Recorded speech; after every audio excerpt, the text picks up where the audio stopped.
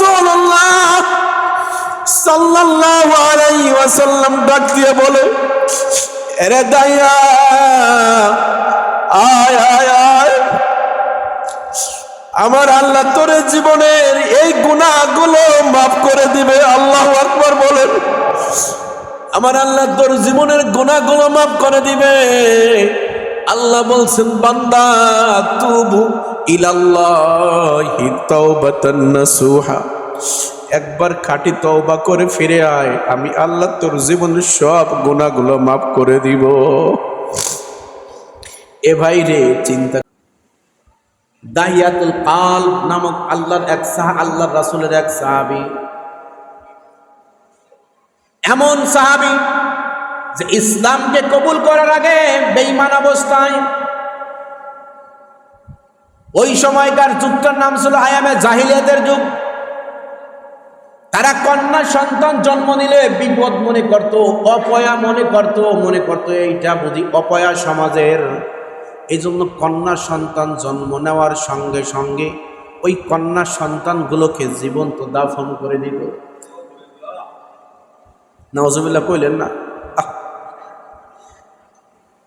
কন্যা সন্তান জন্ম নিলেই জীবন্ত দাফন করে দিত।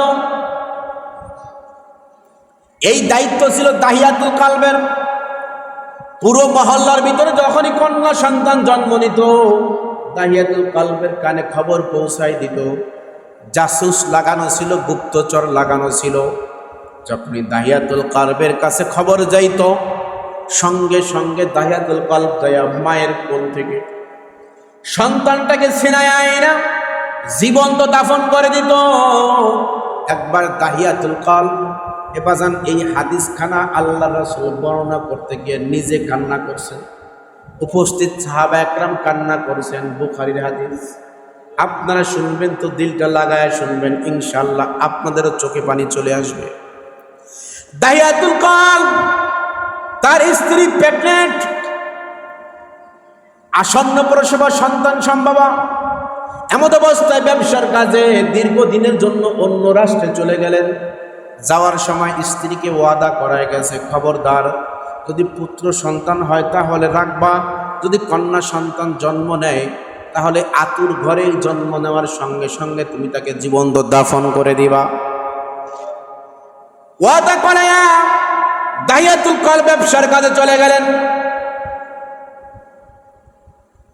2 থেকে 3 বছর পরে দাহিয়াতুল কালব ফিরে আসছে। দাহিয়াতুল কালব যখন আল্লাহ রাসূলের কাছে এই ঘটনাগুলো বর্ণনা করেন, আল্লাহ রাসূল অঝরে কান্না করছে। দাহিয়াতুল কালব বলে, হুজুর আমি জীবনে এমন এমন গুনাহ করছি, আমার গুনাহ কি আল্লাহ মাফ করবে নাকি? আমার গুনাহ কি আল্লাহ ক্ষমা করবে নাকি? কয় তুমি জীবনে কি গুনাহ করছো? তখন সে এই হিস্টোরিগুলো বলা শুরু করছেন।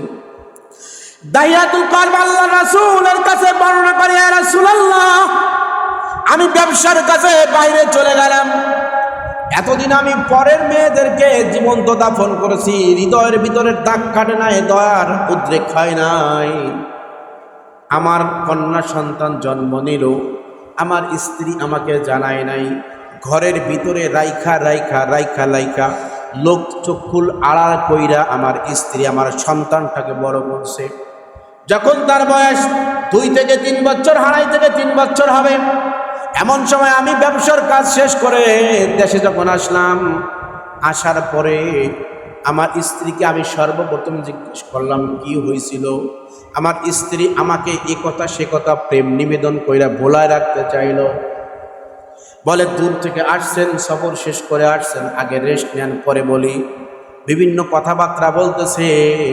আমি স্ত্রীর সাথে সময় কাটাইলাম। এক পর্যায়ে দেখলাম সুন্দর ফুটফুটে চাঁদের মতন একটা সুন্দরী মেয়ে আমার ঘরের ভিতরে ঘোরাফেরা করে।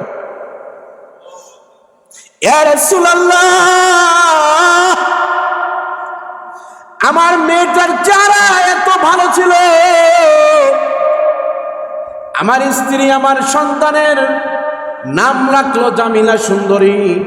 এত সুন্দর ছিল, এমন সুন্দর চেহারার মানুষ আর আমি জীবনে দেখি নাই। ইয়া রাসূলুল্লাহ আমার কন্যা সন্তান আমার পাশ দিয়া ঘোরে, আর আমাকে যখন আব্বু আব্বু বইলে ডাক দেয় তখন ভিতরটা ভালো লাগে। আমিও চিন্তা করলাম সন্তান বড় হয়ে গেছে, কোনো সন্তান নাই, থাক না ঘরের ভিতরে। কিছুদিন যাওয়ার পরে যখন বাইরে সমালোচনা চলতে লাগলো, হায়রে তাহিয়াতুল কলব তো অপেয়া হয়ে গেছে, তার কন্যা সন্তান জন্ম নিছে, এখনো সে মারে নাই।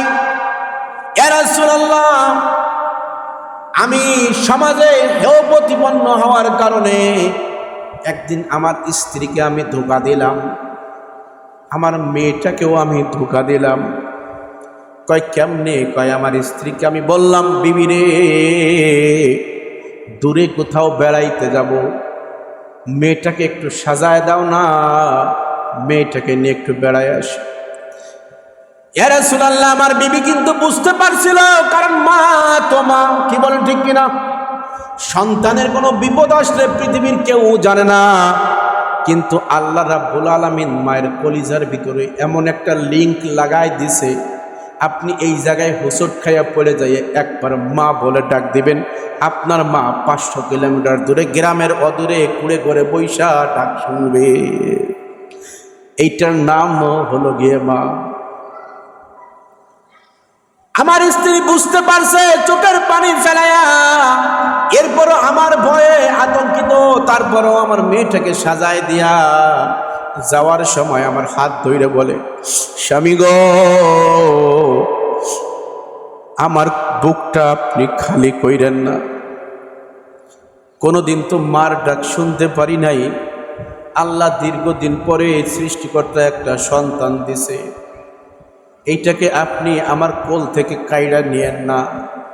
আমি তাকে ছলচাতুরি বুঝাইয়া মেয়েটাকে নিয়ে দূরে কোথাও চলে গেলাম, পাহাড়ের চিপার ভিতরে যাইয়া মেয়েটাকে বললাম, আমার মেয়েটা ছোট্ট মানুষ, হাঁটতেছে, একবার দৌড়াইয়া আমার সামনে চলে যায়, আবার একবার পিছনে পড়ে, আবার আমার হাত ধরে হাঁটে, আর বলে, বাবা আর কত দূরে আছে, কত দূরে যাইবা? কয় এই তোমা চলে আসছি। যখন পাহাড়ের কাছে চলে গেলাম, আমার মেয়েটাকে বললাম, মা তুমি দূরে যাই একটু খেলাধুলা করো, আমি এই জায়গায় একটা গর্ত খনন করি। ইয়া রাসূলুল্লাহ, আমি গর্ত খনন করতেছিলাম, মাঝে মাঝে ধুলা বালুগুলো আমার শরীরের ভিতরে লাগে, জামার ভিতরে লাগে। আমার মেয়েটা দৌড়াই আইসাই আমার গলা জড়াই ধরে কপালের মাঝে একটা চুমা দেয়, আর বলে, বাবা তুমি মাটি কেন খনন করো, তোমার গায়ে তো ময়লা লাগতেছে, তুমি না বেড়াইতে যাবা, ময়লা জামা নিয়ে কেমনে যাবা রে বাবা? ইয়া রাসূলুল্লাহ, এরপরও আমার মনের ভিতরে দয়া হচ্ছে না। এক পর্যায়ে যখন গর্ত খনন করা হয়ে গেল, আমি আমার মেয়েটাকে বললাম, ও মা জামিলা, আয় মা আয়, দেখবি নাকি গর্তের ভিতরে কি যেন দেখা যায়। আমার ছোট্ট মেয়ে দৌড়াই চলে আসছে, আইসা যখন উকি মাইরা দেখতে গেছে, আমি ধাক্কা দিয়ে ভিতরে ফেলাই দিছি।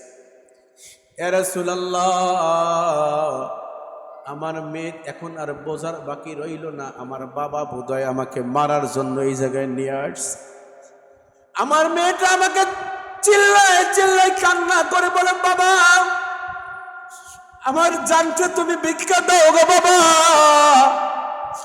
আমি জীবনে তোমার ঘরে ফিরে যাব না, এ বাবা আমাকে তুমি জানে মাইরো না, আমার জানটা ভিক্ষা দাও, আমি দূরে কোথাও চলে যাব, জীবনে আমি তোমার পরিচয় দেব না রে বাবা, জীবনে আমি তোমার পরিচয় দেব না, আমার জানটা তুমি ভিক্ষা দাও, আমাকে জানে মাইরো না।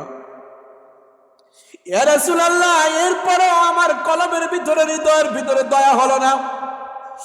এক পর্যায়ে আমি আমার সন্তানটাকে জীবন্ত দাফন দিয়ে বাড়িতে আসলাম। আমি আর খাইতেও পারি না, ঘুমাইতেও পারি না, আমার বিবি কান্না করে, আপনি আমার কোলটা খালি করে দিলেন, কেমনে স্ত্রীকে সান্ত্বনা দিব? ইয়া রাসূলুল্লাহ, আমি যখন ঘুমাই, আমার মেয়ের কণ্ঠের আওয়াজ, আর্তনাদ আমার কানে বারবার ভেসে আসে। এমন পর্যায়ে এই দীর্ঘদিন হয়ে গেল আমি রিল্যাক্সে একটু ঘুমাইতে পারি না, নির্জনে একা একা যাইয়াও শান্তিতে থাকতে পারি না।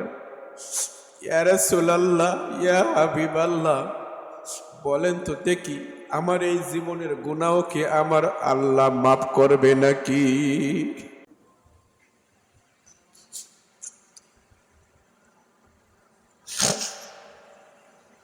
সরকার দো আলম নবী মুহাম্মদ রাসূলুল্লাহ সাল্লাল্লাহু আলাইহি ওয়াসাল্লাম ডাক দিয়ে বলে, এরে দাইয়া আয় আয় আয়, আমার আল্লাহ তোর জীবনের এই গুনাহগুলো মাফ করে দিবে। আল্লাহু আকবার বলেন। আমার আল্লাহ তোর জীবনের গুনাহগুলো মাফ করে দিবে।